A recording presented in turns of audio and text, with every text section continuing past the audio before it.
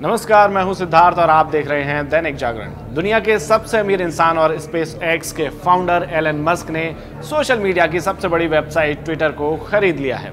Twitter को खरीदने की अटकलें लंबे वक्त से लग रही थी, जिसके चलते उन्हें बोर्ड मेंबर बनने का भी ऑफर दिया गया था, लेकिन एलन ने इससे मना कर दिया था, जिसको लेकर 11 अप्रैल को ट्विटर के सीईओ पराग अग्रवाल ने ट्वीट कर एलन के ट्विटर बोर्ड को ज्वाइन न करने की जानकारी भी दी थी। एलन ने ये डील $44 बिलियन में लॉक की, जो कि भारतीय रुपयों के हिसाब से 3,368 अरब रुपए होता है। इसके लिए काफी देर तक बैठक हुई और बाद में डील पक्की कर दी गई। डील पक्की होते ही एलन मस्क ने ट्विटर में बड़े बदलावों के संकेत दिए हैं।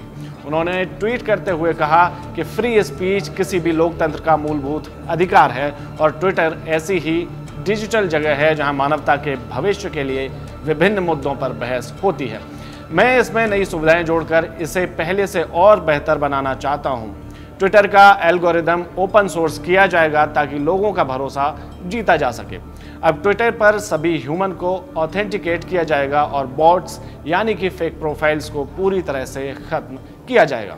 ट्विटर में ज़बरदस्त क्षमता है। मैं कंपनी के साथ काम करने के लिए उत्सुक हूं। इसे अनलॉक करने के लिए मैं यूजर्स का भी आभार व्यक्त करता हूं। ये तो हो गई बड़ी जानकारी, अब बारीकियों को भी समझ लेते हैं।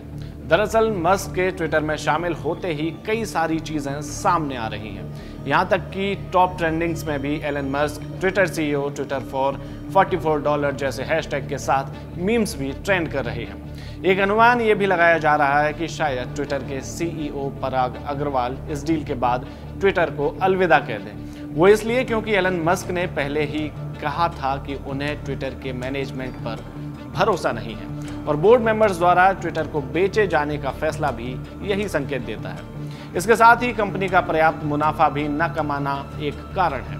मस्क ने भी अपने बयान में इस बात को दोहराया था कि फ्री स्पीच को विकसित करने और बढ़ावा देने के लिए माइक्रो ब्लॉगिंग प्लेटफॉर्म को निजी बनाने की ज़रूरत है।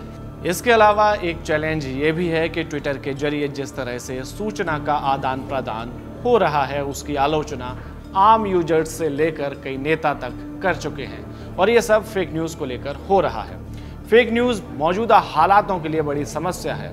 एक ऐसी बीमारी है जिसके कारण लोकतंत्र, आज़ाद ख्याल, मानवाधिकार और सबसे ज़रूरी आपसी सौहार्द को खतरा पैदा हो गया है। ट्विटर चाहे लाख दावे करे कि वो फेक न्यूज़ के खिलाफ लड़ रहा है, लेकिन हकीकत ये है कि ट्विटर पर रोज़ाना फेक न्यूज़ तैरती नज़र आती है। फेक अकाउंट्स के जरिए एक तरह की विचारधारा या सूचना को ट्विटर पर आग की तरह फैलाया जाता है और ट्विटर की तमाम कोशिशों के बाद भी अब तक इसे नहीं रोका जा सका। अब देखना होगा कि एलन मस्क की कमान संभालते ही क्या कुछ बदलता है, और कुछ बदलेगा तो आपको ज़रूर बताया जाएगा। फिलहाल आप देखते रहिए दैनिक जागरण। नमस्कार।